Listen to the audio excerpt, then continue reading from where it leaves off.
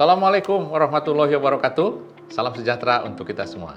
Baik, ketemu lagi dengan saya Edang M. Kendana. Pada saat ini saya akan menyampaikan tentang beberapa hal terkait dengan modul manajemen pemerintahan. Ya. Manajemen pemerintahan ini adalah salah satu mata pelatihan untuk pencapaian kompetensi manajerial. Nah, ada apa saja di modul manajemen pemerintahan? Baik, kita ikuti bersama. Yang pertama, modul manajemen pemerintahan itu terdiri dari 5 bab. Nah, yang pertama adalah bab pendahuluan. Bab pendahuluan ini bercerita tentang latar belakang. Ya, latar belakang tentang manajemen pemerintahan. Nanti kita dilihat isinya. Yang kedua dengan tujuan pembelajaran. Hal yang terpenting adalah tujuan pembelajaran. Tujuan pembelajarannya adalah peserta mampu mengimplementasikan manajemen pemerintahan di unit kerjanya masing-masing, ya, dengan baik dan benar.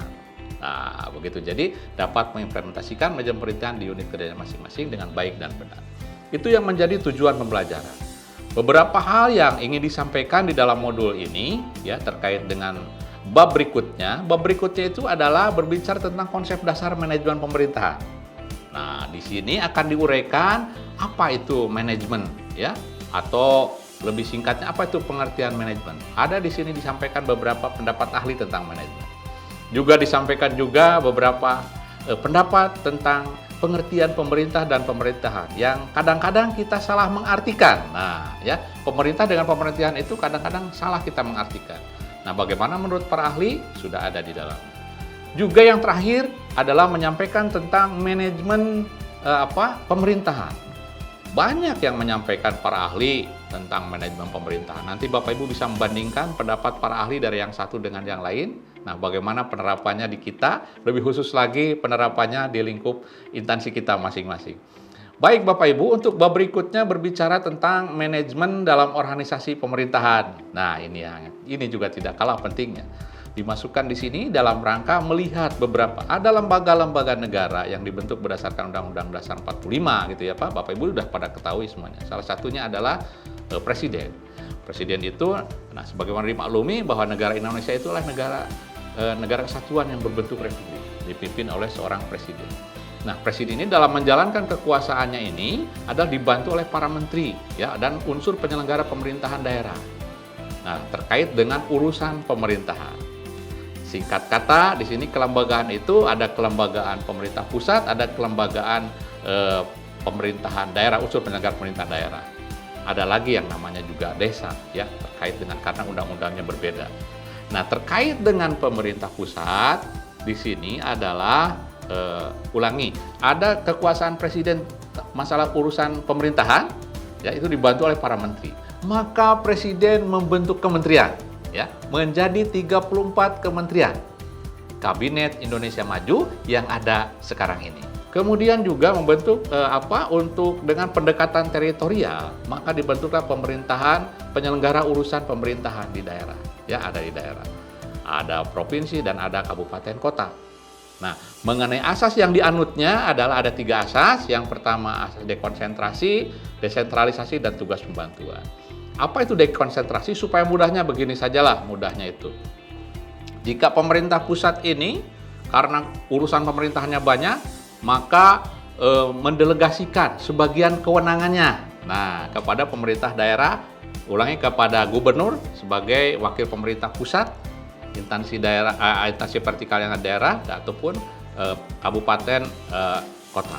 Ini pemerintah pusat karena banyak urusan, maka diserahkan urusan ini kepada pemerintah daerah. Itu namanya desentralisasi. Nah, bagaimana kalau tugas pembantuan? Tugas pembantuan itu adalah penugasan. Tadi kata kuncinya penugasan. Penugasan dari pemerintah pusat, ya, bisa kepada gubernur, bisa ke pemerintah daerah, kabupaten kota. Itu adalah pelaksanaan daripada asas-asas yang dilakukan di Indonesia yang berlaku pada saat ini.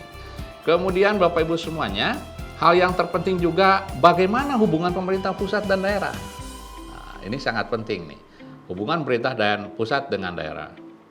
Dalam wujudnya seperti apa? Sudah disampaikan di dalamnya. Di wujudnya seperti apa? Bagaimana pembinaan yang harus dilakukan dari pemerintah pusat kepada daerah? Sudah ada, sudah termuat di dalamnya di bab 3 daripada modul ini. Kemudian yang keempat, Bapak Ibu semuanya, yang tidak kalah pentingnya itu saya menuliskan tentang manajemen pemerintahan era revolusi industri 4.0. Ini mohon maaf pendekatannya bukan pendekatan era daripada orde baru, orde lama, atau orde reformasi. Saya buat khusus ini pendekatannya dengan revolusi industri 4.0. Kenapa saya buatkan ini? Ini lebih spesifik, ya, karena ini adalah hal yang penting bagi kita semua sebagai ASN tentunya, bagaimana cara mengelola pemerintahan khususnya di instansi kita masing-masing dengan baik dan benar. Ada keterampilan di abad ke-21. Apa saja? Nah, kita lihat nanti. Juga yang tidak kalah pentingnya adalah bagaimana kita birokrasi, saya menuliskan birokrasi 4.0 gitu ya, supaya mudah lah. Harus seperti apa? Ada pendapat yang terjelek daripada Qosir, pendapat ahli tersebut menyampaikan bahwa birokrasi itu adalah suatu organisasi yang tidak pernah belajar dari masa lalu karena banyak kesalahan terus, katanya begitulah. Di sana dicantumkan beberapa potret tentang buram birokrasi.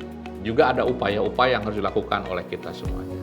Nah, bagaimana kita menghadapi daripada mengelola atau memanage pemerintahan dengan baik di era revolusi industri yang tentunya berdampak kepada pengelolaan kita di instansi kita masing-masing dengan adanya pengaruh ini, baiklah kita kembalikan lagi kepada Bapak Ibu semuanya. Ya, harus seperti apa? Sudah termuat di dalam modul ini. Modul ini sengaja dibuat untuk memberikan gambaran tentang bagaimana memanage pemerintahan itu dalam rangka mencapai tujuan pembangunan nasional. Sebagaimana tercantum di dalam alinea keempat Undang-Undang Dasar 1945. Saya kira itulah intinya ya. Saya kira cukup Bapak Ibu semuanya. Terima kasih, selamat berdiskusi, dan Assalamualaikum warahmatullahi wabarakatuh.